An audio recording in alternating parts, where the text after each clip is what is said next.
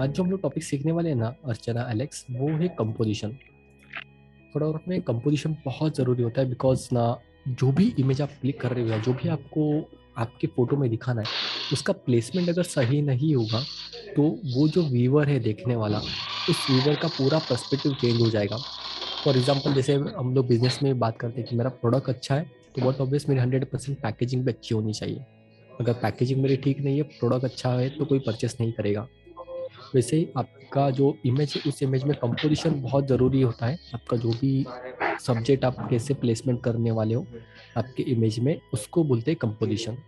तो कोई मेरे लिए रीड कर सकता है what is a composition? Composition is arranging all the visual elements in the frame in a way that make the image a satisfactory and complete whole. Subject is correct. what you want your viewer to see the first when they look at your image. Okay. तो अब जैसे अभी मुझे आप देख रहे हो तो आपका पूरा अटेंशन जो मेरे फेस पे जा रहा है, लेकिन फॉर एग्जांपल अगर मैं आपसे ऐसे बात करूँ तो वो तो कोई मतलब नहीं होगा, राइट?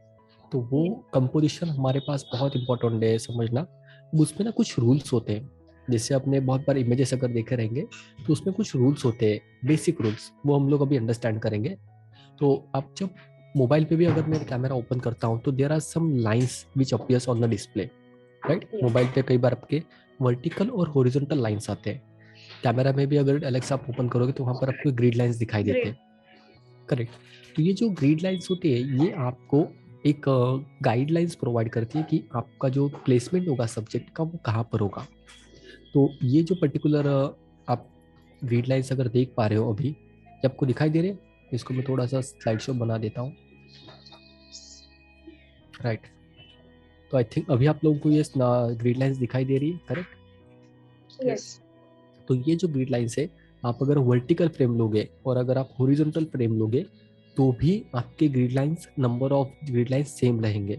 जैसे इसमें आप देखोगे तो 2 वर्टिकल 2 हॉरिजॉन्टल है। तो इसमें क्या होता है, आपका जो इमेज है ना उस इमेज को आप टोटल 9 पार्ट्स में डिवाइड करते हो। First, second, third, fourth, fifth, six, seven, eight, nine, 9 quadrants होते हैं। कोई भी इमेज आप देखोगे तो आपका जो सब्जेक्ट प्लेसमेंट होता है, कोई भी सब्जेक्ट प्लेसमेंट, वो हमेशा ये जो इंटरसेक्शन पॉइंट आपको दिखाई दे रहे हैं, ये वाला first, second, third, fourth, right? ये जो इंटरसेक्शन पॉइंट्स है इन इंटरसेक्शन पॉइंट्स पे होना चाहिए, किसी भी एक पॉइंट पे। अगर मैं किसी का पोर्ट्रेट अगर क्लिक कर रहा हूँ तो I can click on this particular point, उसकी जो आंखें हैं वो, या कोई भी अगर सब्जेक्ट है तो आप अगर वर्टिकल ले रहे हो तो इस क्वाड्रेंट पे ले सकते हो, इंटरसेक्शन पॉइंट पे। मतलब हम लोग बोलते हैं ना 1/3, तो 1/3 इमेज में आपका जो कंपोजिशन है वो बैलेंस होना चाहिए। मैक्सिमम एरिया लैंडस्केप है, ओपन ग्राउंड है, एंड वहाँ पर सिर्फ एक कपल है जो मेरा एक्चुअली सब्जेक्ट है। तो अगर इस कपल को मैं यहाँ पर एकदम एंड में क्लिक करता, फॉर एग्जाम्पल ये कपल एकदम एंड में क्लिक करता, तो पूरा फ्रेम जो है मेरा, ये फ्रेम ये खाली हो जाता, बाकी जगह पे तो ब्लैंक फ्रेम दिखाई दे रहा है। तो अभी उन्होंने क्या किया है, main centre of attraction this is the, ये वाला पार्ट उनके जो फेसेस है, तो ये जो पार्ट है ये इस क्वाड्रेंट पे लिया हुआ है उन्होंने, या फिर इस क्वाड्रेंट पे भी ले सकते हैं, इस पे या इस पे। अगर यहाँ पे लूंगा तो बट ऑब्वियस उनका पूरा बॉडी आएगा नहीं। अगर यहाँ पे लूंगा तो इतना फ्रेम खाली है बिकॉज इस साइड में कुछ है ही नहीं ऑब्जेक्ट। तो ये वाला ओपन स्पेस रखा और उनका एक्चुअली जो मूवमेंट है वो उन्होंने यहाँ पर क्लिक किया है। जैसे अगर इस इमेज को हम लोग देखते हैं तो इस इमेज में आप देख रहे हो मेरा सब्जेक्ट क्या है, वो जो कुत्ता है। लेकिन ये जो ओपन स्पेस है ना उस फेस को मैंने दिखाया कि लाइक जिस डायरेक्शन में वो देख रहा है वो इस जगह पे मुझे दिखाई देता है, इतना एरिया उसके लिए मैंने ओपन करके रखा है। So what of this photography में जब हम लोग रूल ऑफ थर्ड की बात करते हैं तो रूल ऑफ थर्ड में मैक्सिमम टाइम आप ये वाला क्वाड्रेंट जो है, ये इंटरसेक्शन पॉइंट या फिर ये वाला इंटरसेक्शन पॉइंट, वहाँ पर आपका सब्जेक्ट जो है वो प्लेसमेंट करते हो। जैसे अगर अभी हम लोग एलेक्स को देखते हैं तो एलेक्स का जो एग्जैक्ट फेस है ना वो इस पर्टिकुलर जगह पे आ रहा है उसके फ्रेम में, देख पा रहे हो? तो वो देखने के लिए हमको अच्छा लग रहा है। एलेक्स आपका चेयर आप थोड़ा मूव कर सकते हो और वो एकदम राइट में आ सकते हो, एकदम राइट में आ जाइए। हाँ, और राइट में, करेक्ट। अब नीति, अर्चना और एलेक्स आप देखना कि अब क्या हो रहा है, एलेक्स का एक्चुअल में फेस जो है वो यहाँ पे चला गया इस जगह पे, अगर मैं बात करूँ तो। लेकिन ये जो अनवांटेड फ्रेम है, ब्लैंक फ्रेम है, वो मेरे किसी काम का नहीं है। तो आपकी फ्रेम जो है वो फ्रेम ब्लैंक हो गई, वहां पर उस अनवांटेड ना ब्लैंकनेस आ रही है। वो किसी काम के है नहीं हमको। तो इसके लिए हम लोग कभी भी सब्जेक्ट का प्लेसमेंट कहाँ पे करेंगे, आइदर यहाँ पर, जैसे अगर अभी एलेक्स यहाँ पे देख रहा है, कंप्यूटर उसका यहाँ पे है, तो ये एरिया दिखाई दे रहा है, या फिर इस साइड पे। तो एलेक्स अभी जहाँ पर आप पहले थे वहां पर आ जाइए, करेक्ट। तो अब क्या हो रहा है, अब ये बैलेंस फ्रेम दिखाई दे रहा है, ना इधर ज्यादा है ना उधर ज्यादा है।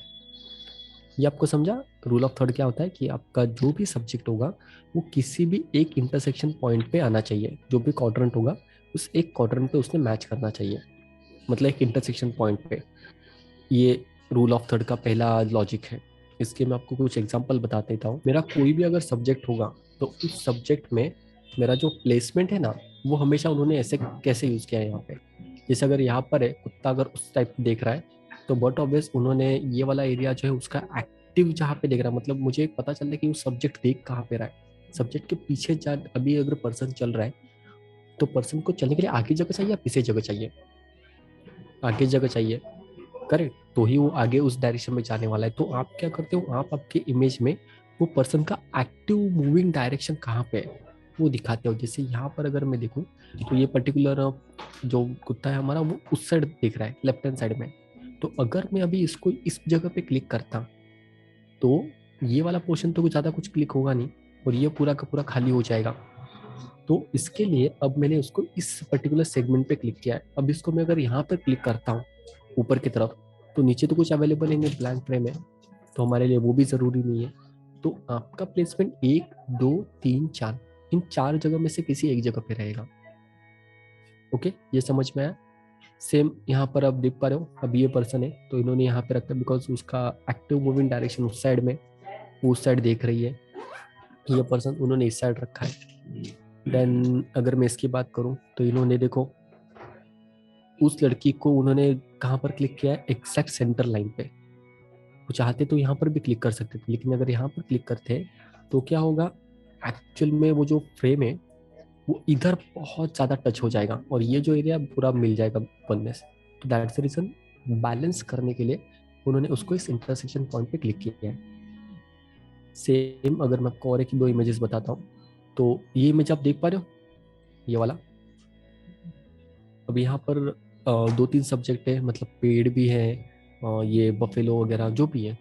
अब अगर इसको क्लिक करना है तो मेन मेरा इंटेंशन कहाँ पर है, मेरा मेन सब्जेक्ट कौन सा है इसमें, ये पर्सन्स और ये, और पेड़ भी इम्पोर्टेंट है। तो मैंने पेड़ भी कैप्चर किया, लेकिन पेड़ जो है वो इस जगह पे ले लिया, और ये जो है मैंने एक्चुअल में जो एनिमल्स वगैरह उनको मैंने यहाँ पर क्लिक कर लिया। अगर एनिमल्स को मैं यहाँ पर क्लिक करता और ये पूरा का पूरा जगह खाली रहता और ये जो पर्टिकुलर पेड़ है वो तो फ्रेम में आएगा ही नहीं। तो ऐसे इमेजेस को आपको बैलेंस करना होता है, लाइक क्रॉपिंग जो हम लोग बोलते हैं ना कई बार, क्योंकि हर बार तो पॉसिबल नहीं है आपके इमेज को रूल ऑफ थर्ड के हिसाब से शूट करना। मैक्सिमम हमको ट्राई करना है, लेकिन अगर फॉर एग्जांपल वो किसी चीज़ की वजह से नहीं हो पा रहा है, देन हम लोग उसको क्या करेंगे, हम उसको क्रॉपिंग करते वक्त प्रॉपर बैलेंस कर लेंगे।